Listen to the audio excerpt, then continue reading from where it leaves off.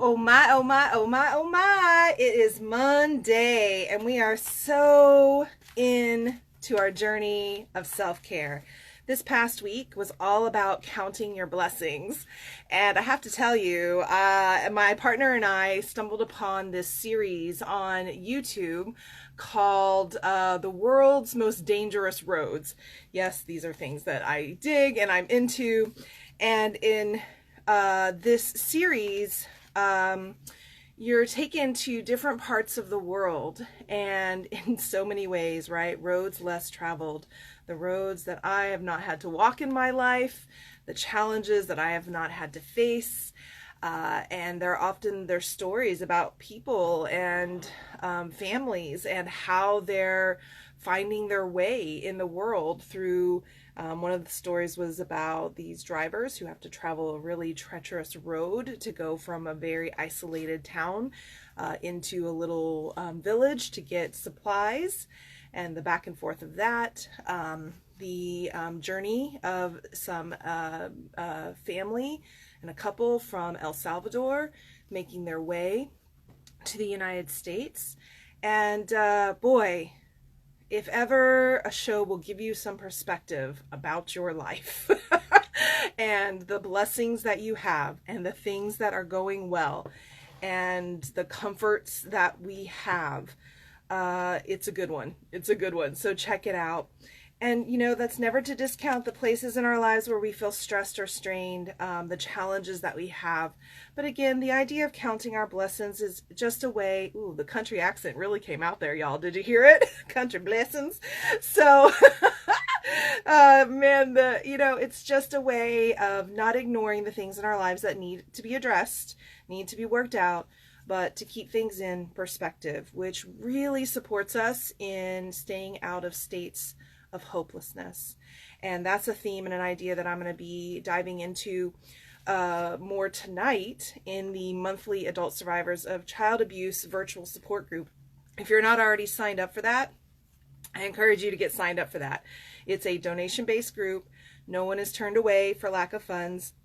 And we come together every month and we talk about themes and topics that are important and a part of the healing journey. So you can learn more about that at rachelgrantcoaching.com/ASCA. Come join us tonight. We meet every month. All right. So we've got my cards here and we're going to see what we're going to be focusing on this week when it comes to self-care. All right, y'all ready? Here we go. All right. Oh my goodness, this is amazing. Release. Have a good cry. Oh my goodness, y'all are be like, what? Rachel's telling me to cry this week? Yes, I am. Grief is a doorway to your deepest self. So we have this person in kind of a posture of grief and crying, and they're surrounded by, looks like fog, and this pool of water that has this beautiful flower. And tucked right in the middle of this flower is a crescent moon, which is a moment of emerging. I was just talking about crying with one of my clients today because crying wasn't safe in her home. Whenever she would start to feel distress or upset about something, her father would say things like, I'm going to really give you something to cry about if you don't stop. How many of you have heard that in your lifetime? Suck it up, deal with it, grow up, quit being a baby. Take a moment and really think about all of the messages that you've been given about expressing your feelings, particularly things like crying, tears, sadness. The unfortunate thing is that whenever we suppress or hold back a physiological response like crying, that actually ends up getting trapped as energy in the body and can actually end up contributing to us becoming more and more numb and disconnected. And oftentimes in the Beyond Surviving program, one of the key things that I'm working with my clients on is getting them to cry. They're like, what? But it's so, so important to really find the place in ourselves that says, yes, I can cry. Yes, I can grieve. Yes, I can feel my feelings and express them without shame, without fear. That's most of the time the reason why we hold back and we suppress, because again, we may have been hurt or harmed or shamed or bullied because of the feelings that we were expressing. And so to avoid future pain, we just say, well, to hell with that. I'm not doing that ever again. But we need to find that space. This idea that grief is a doorway to our deepest self, that's an interesting thought. If I were to unpack that a little bit, I think about the fact that grief in many ways gives us an invitation to explore all of our feelings. When we experience a loss, we feel angry, we feel sad, we feel scared, we feel hopeless, we feel sometimes supported and cared for, right? Loved on, nurtured. So there's this space in which grief, really opens a door for us to feel and experience a wide range of things. And so our full self, rather than being truncated, rather than being compartmentalized, rather than having some feelings that are okay to express and other feelings that just have to be shoved away and they aren't okay, a big, big part of healing and coming into our adult empowered self is to be able to say, I feel all of my feelings and they are okay, and I welcome them, and I know how to steward them and not become overwhelmed by them.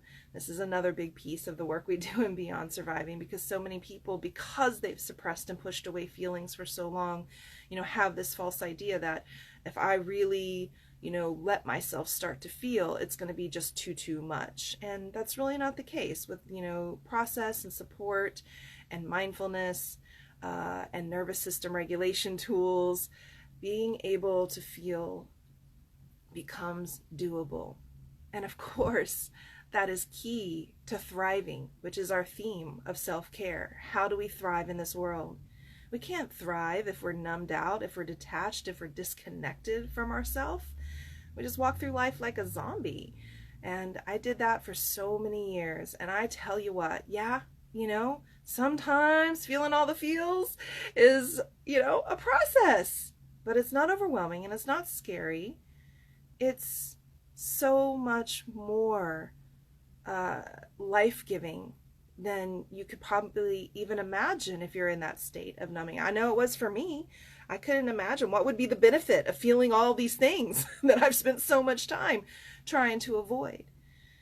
But now that I'm on the other side of that work, being able to feel my feelings helps me stay empowered. It helps me stay attuned to myself. It really helps me set boundaries and communicate and connect and do so many things in my life that I was longing for and I wanted, but I actually needed to be able to release.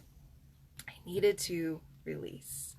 And so I invite you this week, if the tears are coming, let them come. If the laughter is coming, let it come. If fear comes, let it come. Be with it, release it. And as always, if you need some support and guidance on how to do any of that, I'm here. I'm a resource. So reach out. And until next time, take good care of you.